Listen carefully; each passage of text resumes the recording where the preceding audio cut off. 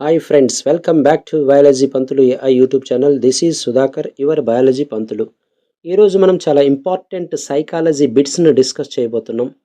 ఒక్కసారి ఈ వీడియో పూర్తి చేసినట్లయితే టెట్ బిట్స్ కన్ఫర్మ్గా క్రాక్ చేస్తాం. సో మరింకెందుకు ఆలస్యం వీడియోలోకి వెళ్దాం. సో వీడియోలోకి వెళ్ళే కంటే ముందు చిన్న రిక్వెస్ట్, వీడియో నచ్చితే ఒక లైక్ చేయండి, కుదిరితే సబ్స్క్రైబ్ చేయండి.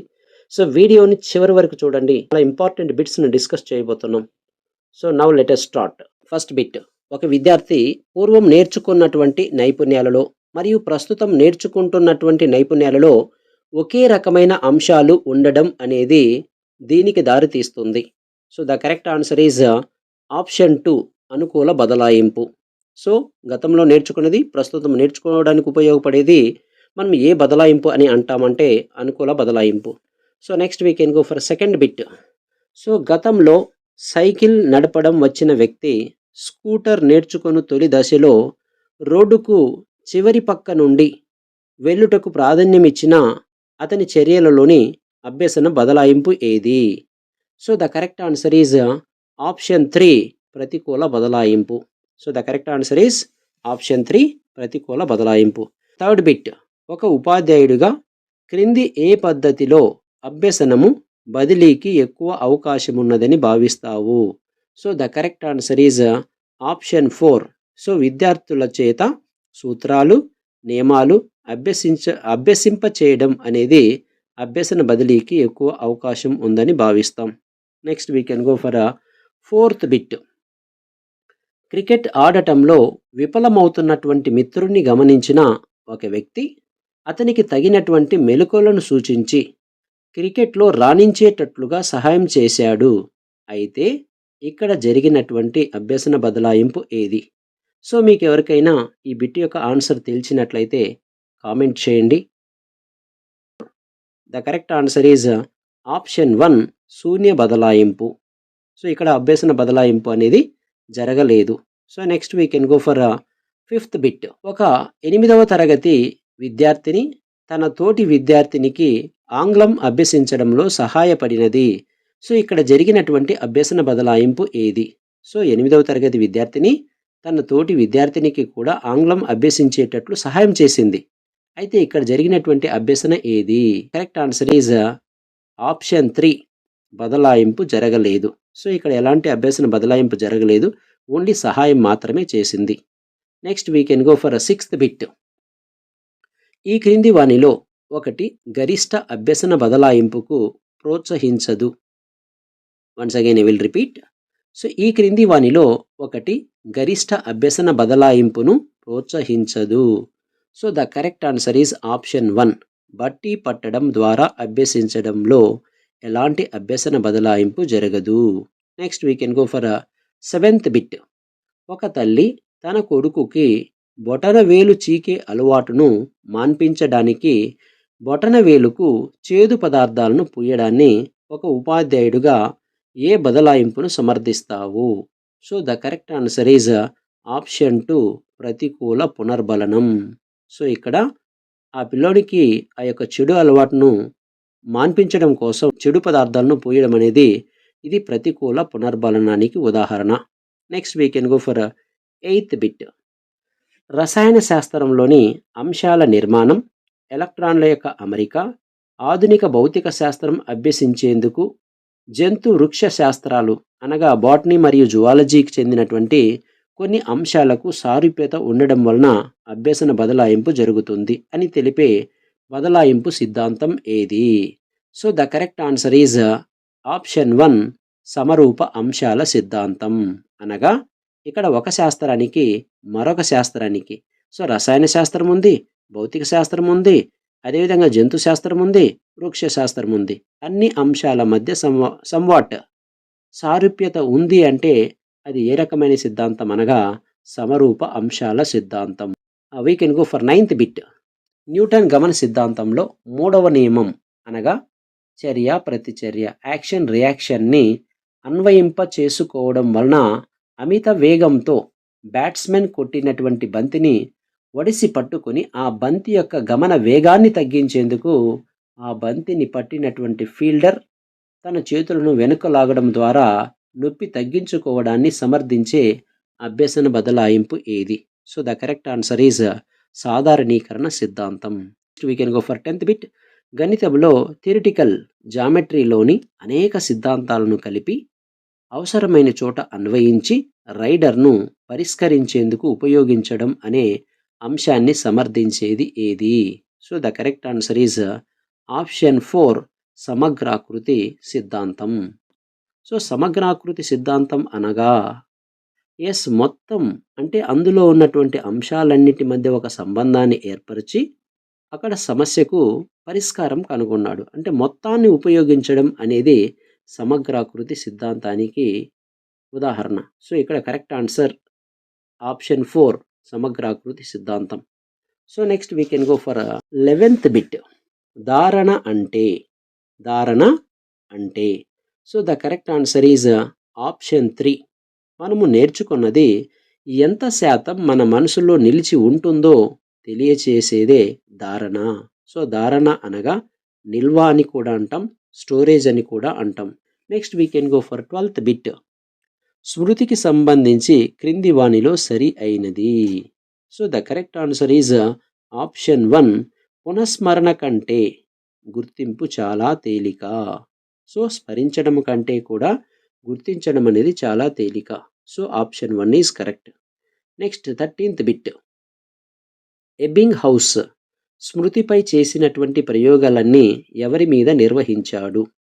Once again repeat. Ebbinghaus స్మృతిపైన చేసిన ప్రయోగాలన్నీ ఎవరి మీద నిర్వహించాడు? So the correct answer is option 3. So తనపై తానే నిర్వహించుకున్నాడు. సో ఏదైతే స్మృతి మీద ప్రయోగాలు చేశాడో ఆ ప్రయోగాలన్నింటినీ కూడా ఎబ్బింగ్ హౌస్ తనపైనే చేసుకున్నాడు. Next we can go for 14th bit.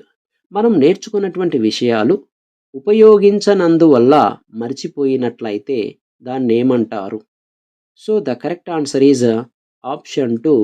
అనుపయోగం వల్ల స్మృతి క్షయం. అనుపయోగం వల్ల స్మృతి క్షయం అనగా సో ఉపయోగించకపోతే కాలం గడిచే కొద్దీ విషయాన్ని మర్చిపోతాం. ఇది అనుపయోగం వల్ల స్మృతి క్షయం. Next we can go for 15th bit.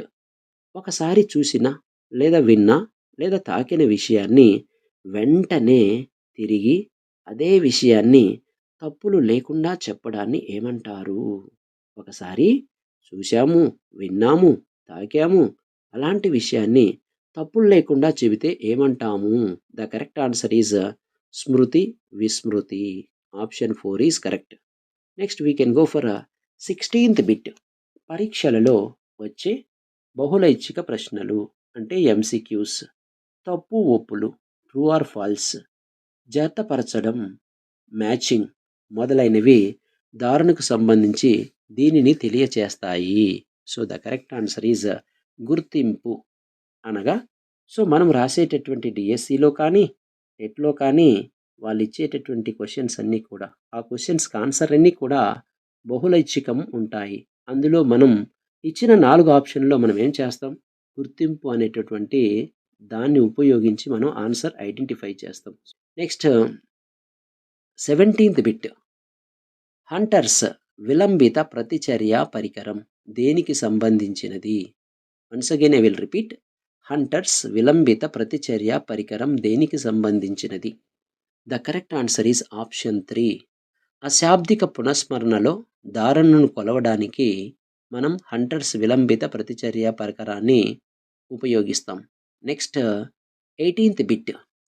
Bhavani అనే అమ్మాయి టెట్ పరీక్షలో 150 బహుళైచ్ఛిక ప్రశ్నలలో అనగా 150 ఎంసీక్యూస్లలో 120 ప్రశ్నలకు సరైన సమాధానం ఇస్తే ఆమె యొక్క గుర్తింపు గణన ఎంత? So the correct answer is 80%. అనగా ఇక్కడ మొత్తం 150 ప్రశ్నలు ఉన్నాయి.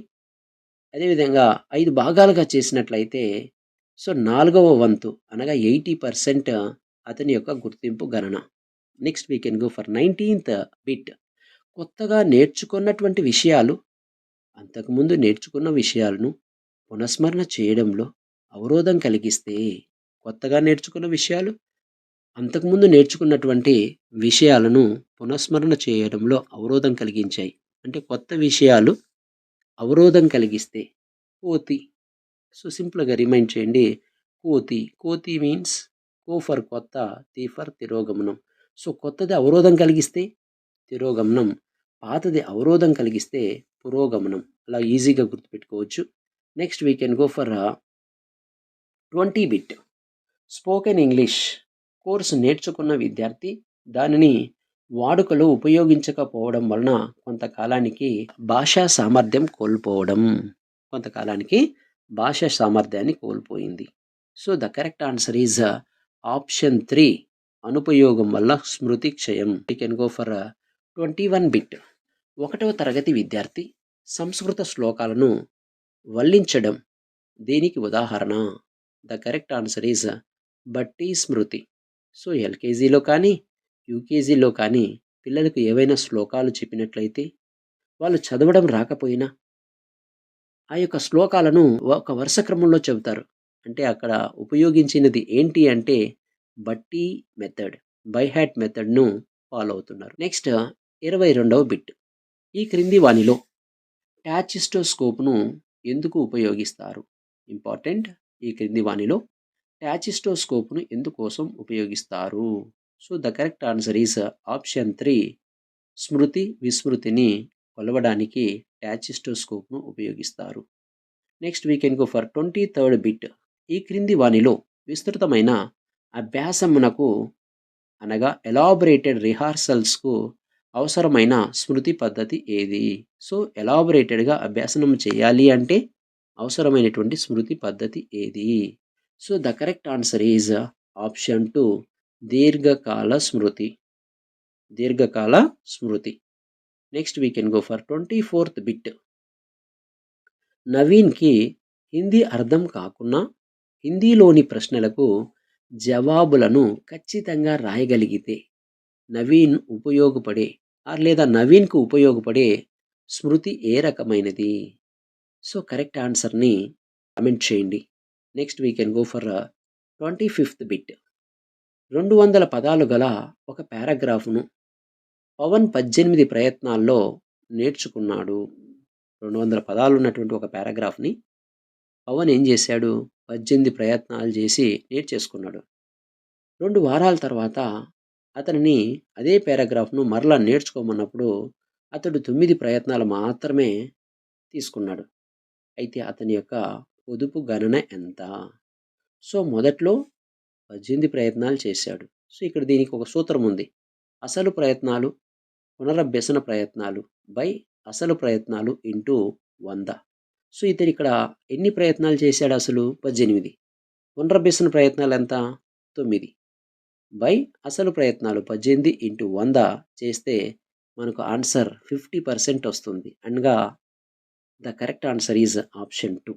సో ఇలాంటి వీడియోలు మరికొన్ని కావాలి అంటే మన ఛానల్ని ఒక లైక్ చేయండి, సబ్స్క్రైబ్ చేయండి. మీకు ఎలాంటి వీడియోలు చేయాలో కామెంట్ కూడా చేయండి. Thank you. Have a nice day.